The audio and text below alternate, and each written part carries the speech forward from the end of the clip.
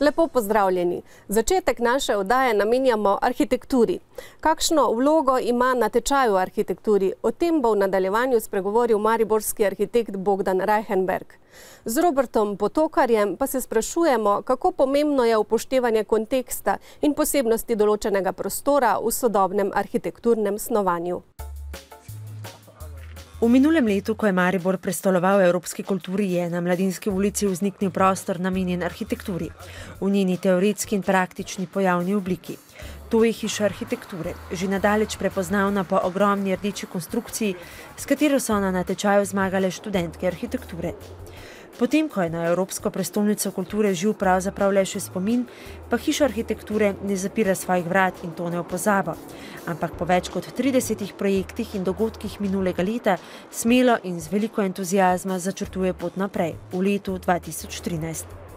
Cilj ali pa namen hiše arhitekture, ki je Evropsko prestolnico kulture pravzaprav izkoristil kot izziv, za svoj razvoj pa je, da Maribor dobi arhitekturni epicenter, ki bo omogočal zbiranje tistih, ki jih arhitektura stara ali nova, predvsem pa drugačna, razmišljajoča arhitektura, razmišljajoč prostor zanima. Največji odziv imamo predvsem strani študentov oddelka za arhitekturo Fakultete za gradbeništvo, torej tistih, ki se strokovno usposabljajo na tem področju.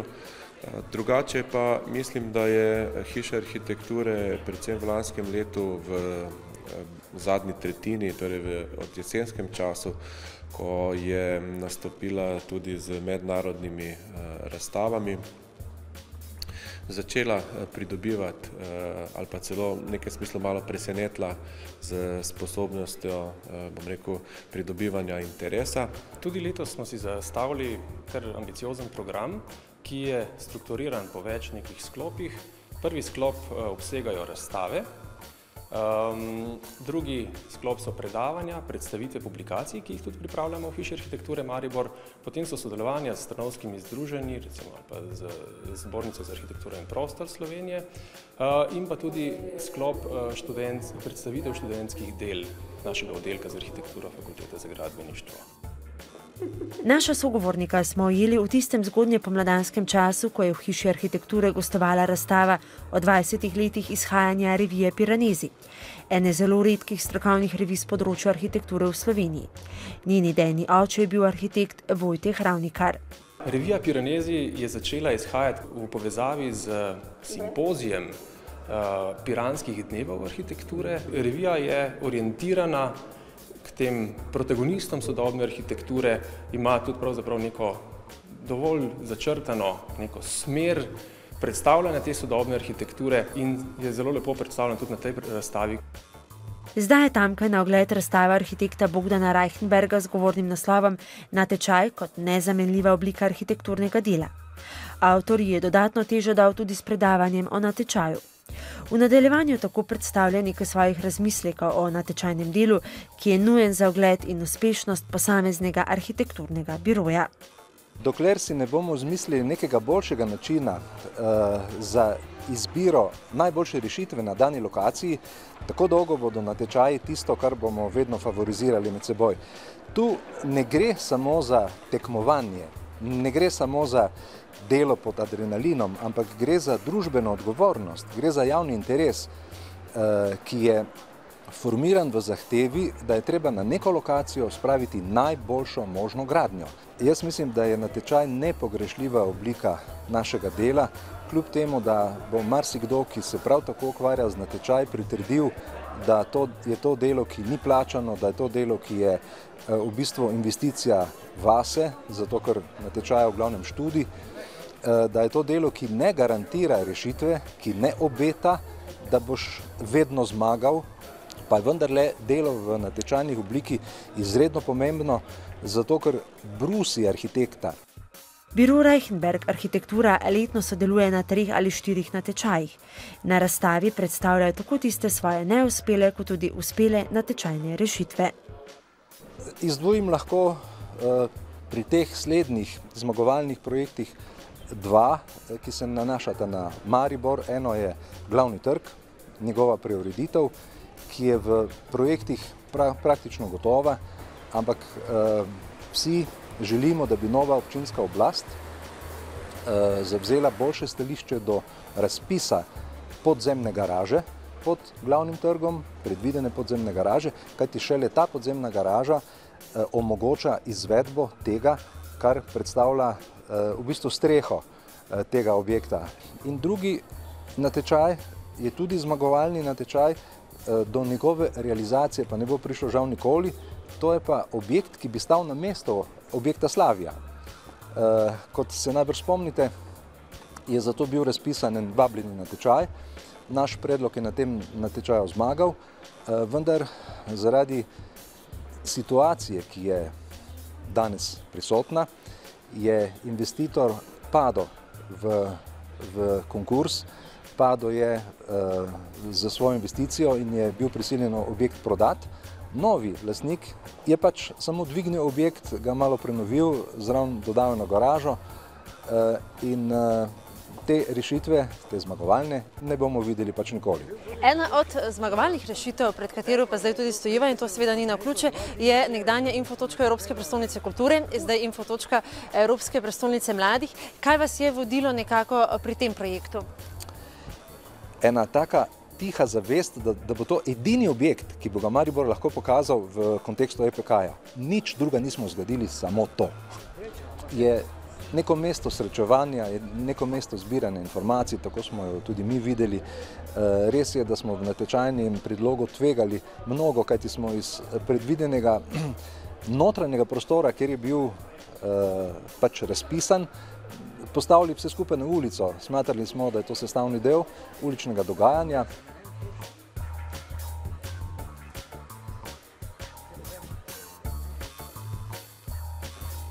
Veste, to je strašno dvorezen meč. Imamo obojne izkušnje. Včasih smo bili drzni, pa smo bili zato kaznovani. Komisija je bila rigorozna in je pač ustrajala na izhodiščnih predpisih, in je rešitev, ki ni temu ustrezala, bila izključena. Mnogo takih imamo za sabo. So pa tudi drugi primeri, kjer komisija na nek način vidi, da je predlog, ki ga nekdo od natečajnikov prinese, boljši od tega, kar so oni razpisali. Natečaji seboj prinašajo pozitivne in negativne vidike. Slednji lahko popolnoma dotavčajo arhitekte. Tako je bilo denimo v primeru dveh skandinavskih arhitektov, Jørna Utzona pri Sydneyski operi ali Johana Otta von Sprekelsena pri gradnji Grand Arch de la Défense v Parizu. A tudi Maribor ima svojo tragično natečajno zgodbo. To je nova umetnostna galerija. Prav gotovo lahko usodo umetnostne galerije Maribor, torej njenega natečajnega projekta, uvrščamo med tragične natečaje, zato ker do realizacije ni prišlo. Zgodbe, zakaj do tega ni prišlo, so zelo različne.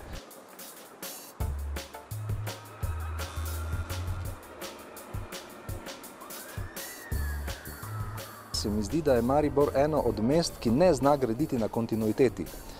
Za druga mesta, predvsem za Ljubljano, je značilno, da striktno gradi svoj imidž na kontinuiteti, ki so jo postavili barok, kasneje Plečnik, Ravnikar in tako naprej, in da se seveda te stvari izredno spoštujejo, ko se pogovarjajo o novih lokacijah.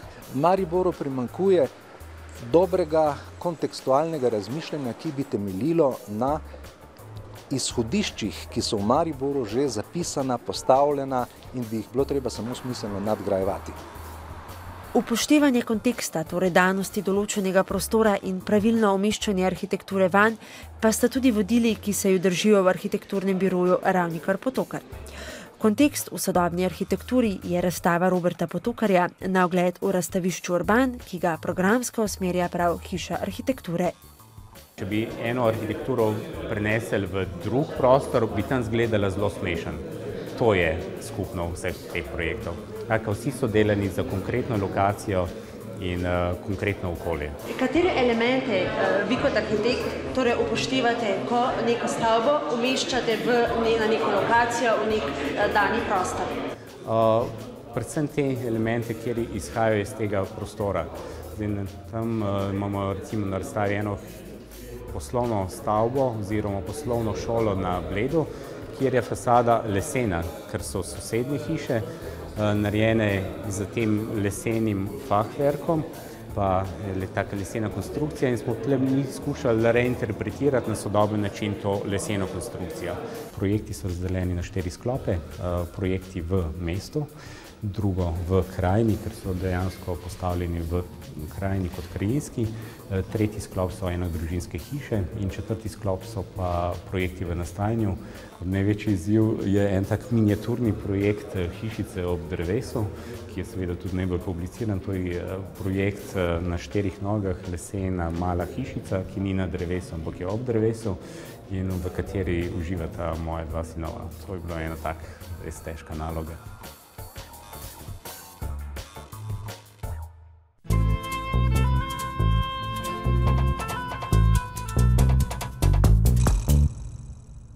V prostorih nekdanje industrijske hale tekstilne tovarne na Valvazorjevi v Mariboru je na ogled ena največjih razstav na temo sodobne umetnosti z naslovom Materialnost.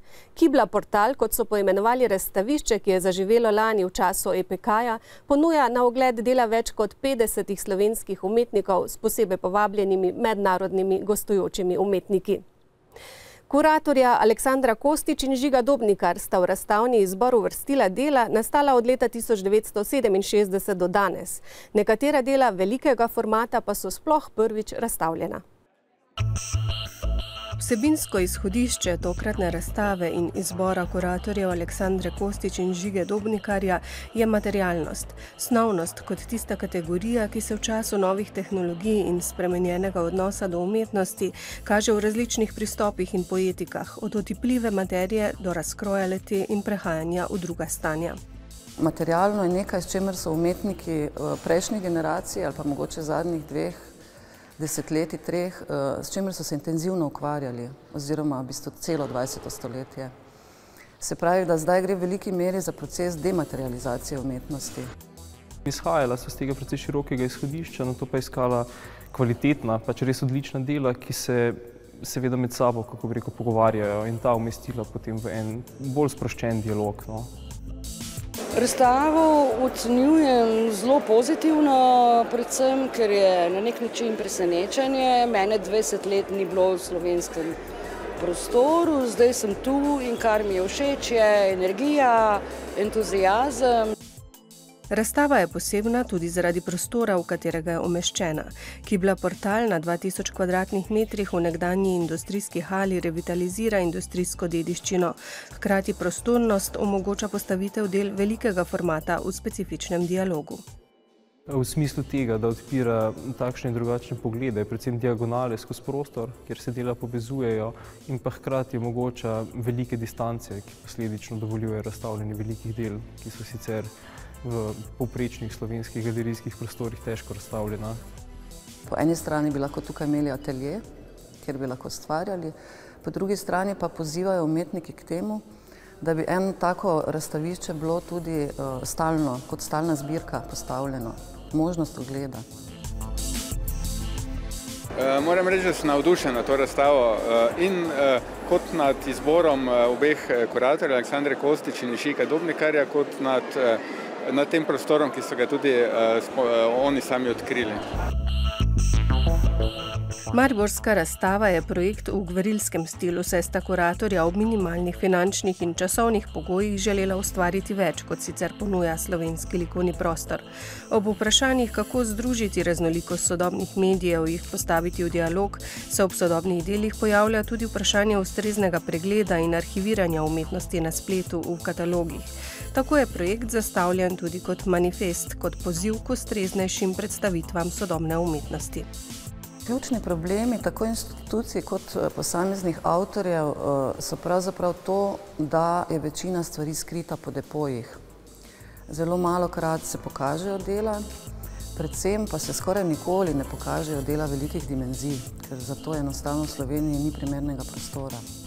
Razstava se mi zdi taka zelo sveža, aktualna, poleg tega pa materializirana, v tem smislu, da imaš kip, da imaš sliko, da imaš različne materiale, in da se da tudi z materiali povedati zelo sodobna zgodba.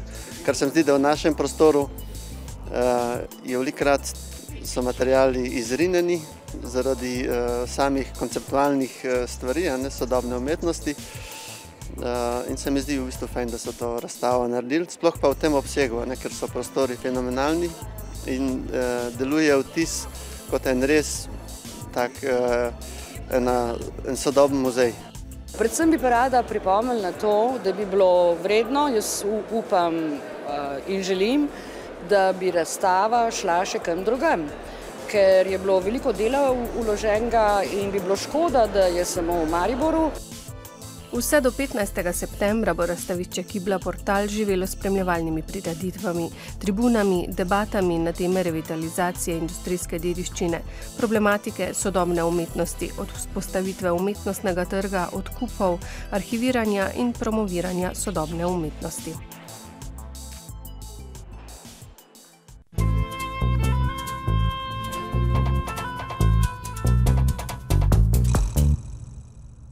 Še ostajamo pri sodobni umetnosti. Tokrat lahko pogledamo v eno zasebnih zbirk zbiratelja in arhitekta Vase J. Peroviča, ki je prvič na ogled tudi javnosti v alternativnem prostoru Umetnostne galerije Maribor v hotelu Slavija. Razstava, naslovljena Samo za moje oči, predstavlja 80 umetniških del sodobnih likovnih umetnikov in oblikovalcev iz različnih koncev sveta. Poudarja pa tudi vprašanja zbiranja sodobne umetnosti in umetniškega trga. Zbirka VJP slovenskega zbiratelja, arhitekta in predavatelja Vase J. Peroviča obsega več kot 150 del umetnikov iz Evrope, ZDA, Južne Amerike, Azije. Gre za sodobna dela od 70-ih let prejšnjega stoletja, za neokonceptualno intelektualno umetnost, kjer zbiratelja zanima ideja bolj kot podoba. Zbirka je zanimiva tudi zaradi prepleta sodobne umetnosti in oblikovanja. Na neki način to v bistvu ni niti zbirka, to je v bistvu na nek način neka akumulacija predmetov, katera me spremlja skozi življenje. Tako da v bistvu to na neki način, to, kar vidite tukaj, je nekje zadnjih 20 let, prej bi rekel, neka slika mojega življenja, dela mojega življenja v zadnjih 20 let. Preko neka načrtno zbrana zbirka umetniška. Umetniki prihajajo pretežno iz Evrope, nekaj jih je tudi iz ZDA, Južne Amerike in Azije. Izpostavimo pa lahko svetovno zvezdo iz Nemčije, to je Martin Kippenberger, zdaj že pokojen, enfant terrible nemške vizualne umetnosti, predvsem v 90-ih, v začetku 21. stoletja. Potem imamo tukaj kar nekaj predstavnikov tako imenovanih YBA-jev, to so mladi skupina mladih britanskih umetnikov, nekoč mladi, zdaj so to, recimo, to je skupina, kjer so tudi Tracy M in Damien Hirst in tako dalje. Tukaj imamo umetnika Bob and Roberta Smith, tukaj imamo Davida Shirleya in še nekatere.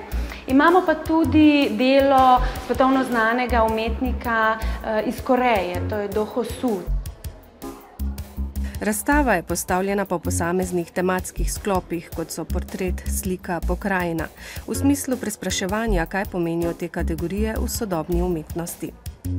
Obstajajo nekaj 5 sob, kot je ta, v kateri smo zdaj, kateri so vezane na določene teme umetnosti. Ta je v bistvu slika, painting, oziroma na nek način, kaj pomeni ideja o sliki na začetku 21. stoletja, v bistvu gre za en zelo arhaičen medij.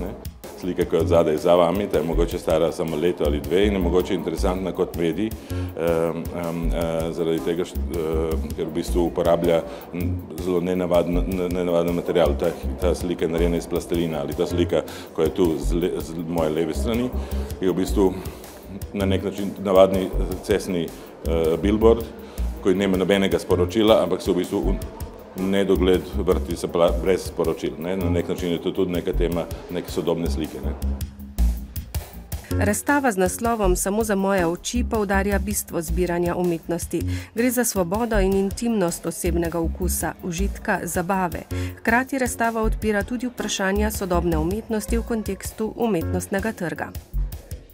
zelo preprosto ga oceniti, ne obstaja in v bistvu interes ne obstaja in predvsem finančna sredstva ne obstajajo, seveda, da obstajajo zelo dobri umetniki, čeprav tu na tej razstavi ni nobenega slovenskega umetnika.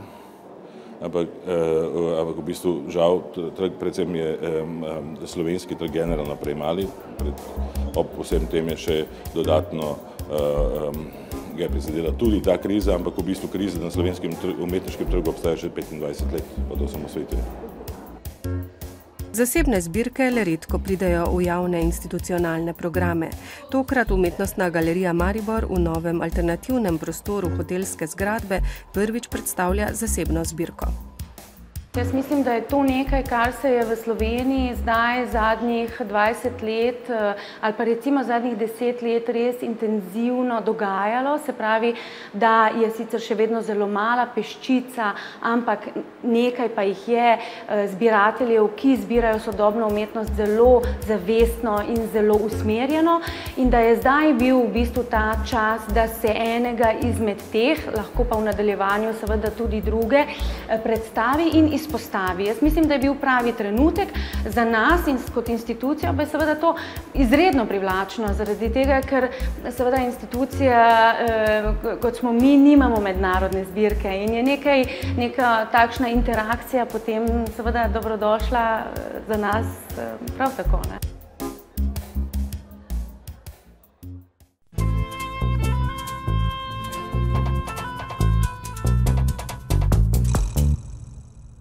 Poslavljamo se z glasbenimi interpretacijami pevke in glasbenice Zvezdane Novaković, ki z velikim zanimanjem raziskuje zmožnosti svojega glasu, predvsem v tradicionalnih oblikah. Trenutno je na podiplomskem študiju grlenega petja v Bolgariji. Prepustimo se torej vokalnim glasbenim miniaturam in nasvidenje prihodnji teden.